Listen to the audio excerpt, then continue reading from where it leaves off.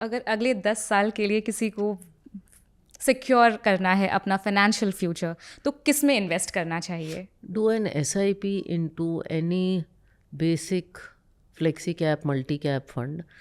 Invest. I always say that my favorite line is the stock tip for the next decade is India. India, you mean invest in India? Just invest in India because people always ask me, "Madam, आप आएंगे stock tip दीजिए, stock tip दीजिए." I said India. India is the stock tip.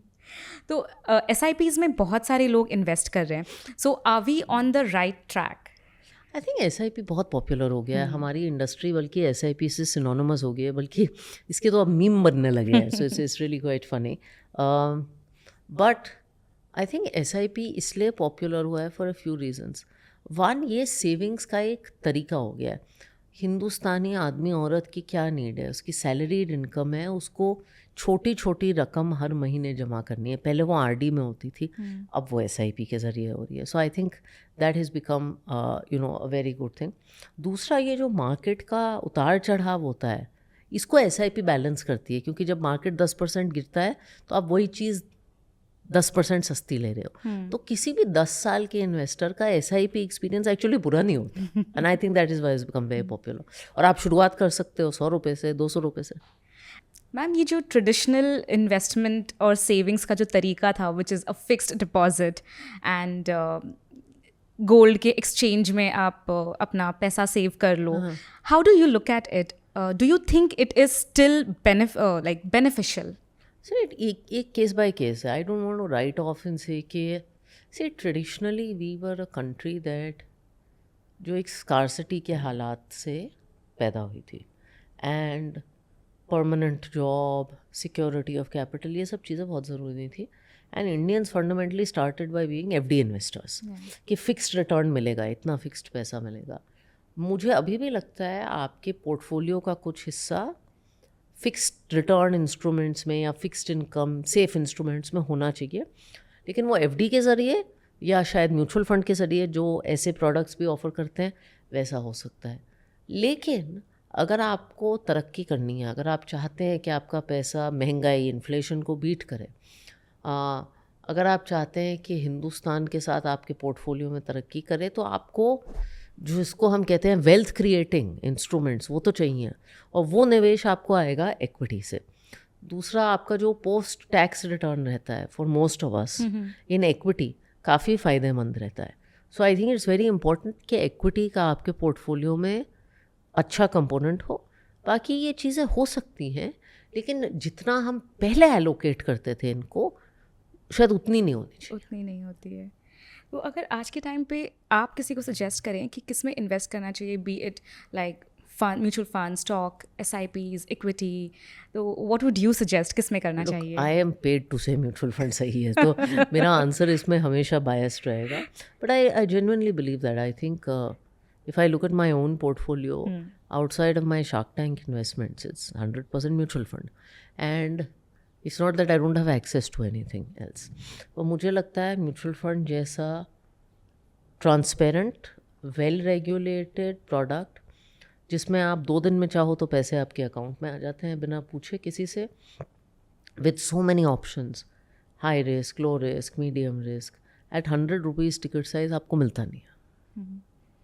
और अगर आज के time पर किसी 20 साल का जो लाइक से कॉलेज गोइंग स्टूडेंट, वो धीरे धीरे इन्वेस्ट करना चाह रहा है फॉर हिज फ्यूचर सिक्योरिटी, तो what should he do to have a great security? So I would say again, start taking the post-tax.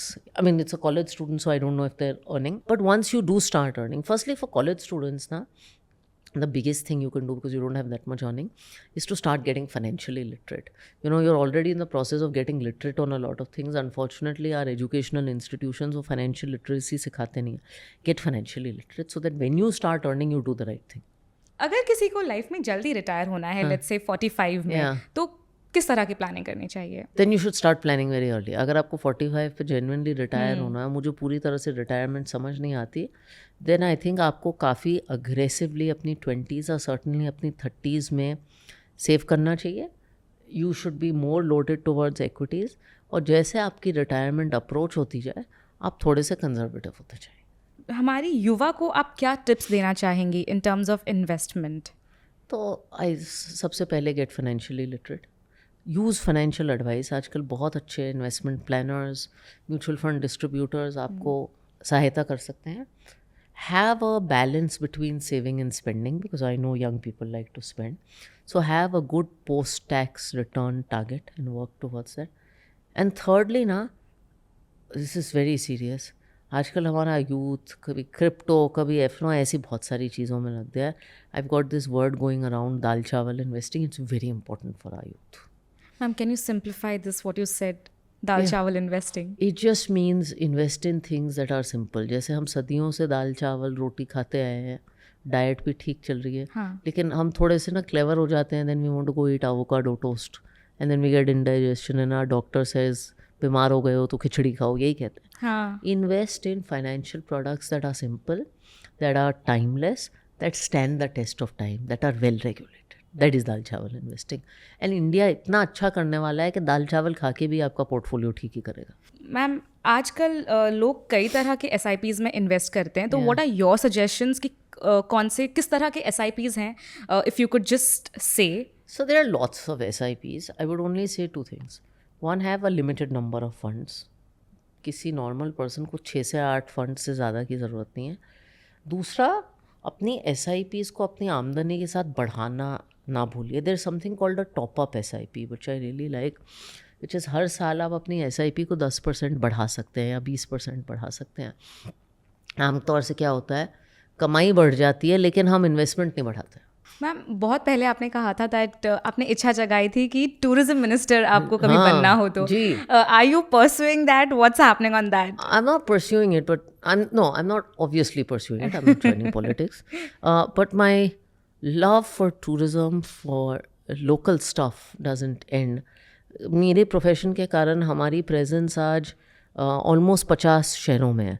And I go to a different city every week. In fact, I was in Kolhapur yesterday. Okay. And I take airlines that no one has heard of, because जैसे कोल्हापुर है, Bombay Kolhapur, only one airline flies, which is Star Air. Now most people don't know Star Air. It's not, your big commercial. Their mantra is connecting rural India. So firstly, people are very surprised because I've lived overseas and they're like, तू ये सब कर रही है.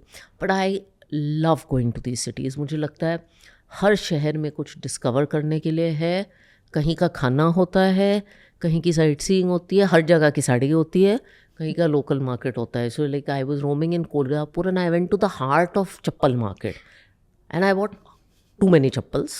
But I love looking and picking up and just absorbing culture in different cities. I love it. I can see you wearing one. I Is it am- the one that you Yeah, took this yesterday? This I bought from Kolhapur. It's pure leather. And the beautiful thing is they painted the colors and dyed the Yeah. colors in front of me. And then I put this up on Twitter because I told the shopkeeper, aapki 3 generation ki business hai. So he made me take a picture. And I put it up and lots of people said, अच्छा ये कोल्हापुरी चप्पल होती हैं. So I was joking that for years in this country we have sung कि मेरा जूता है जापानी. ये, and I said, why not Kolhapuri chappal, and like I was wearing a pashmina shawl and I'm wearing a sari from Chennai. And why not? So in some way, yes, I'm pursuing my love for tourism and culture. Yeah. तो marketing और बेहतर geopolitical relationships की वजह से India has grown and made a mark globally. So what excites you the most about the opportunities here? I think in India the opportunity is, चाहे आप कोई भी बिजनेस देख लो, कंज्यूमर मार्केट बड़ा है और पेनिट्रेशन कम है. I always say whether you are selling mutual funds और whether you are selling makeup, penetration is an incredible opportunity. तो फॉर इंस्टेंस अगर मैं अपनी इंडस्ट्री का एग्जांपल लूँ, हमारे यहाँ सिर्फ 5 करोड़ लोग म्यूचुअल फंड में निवेश करते हैं out of a 140 crore population.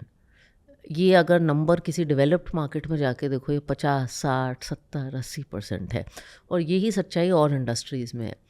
So I feel here your opportunity is to do very simple things. Mutual fund बहुत सिंपल चीज़ है.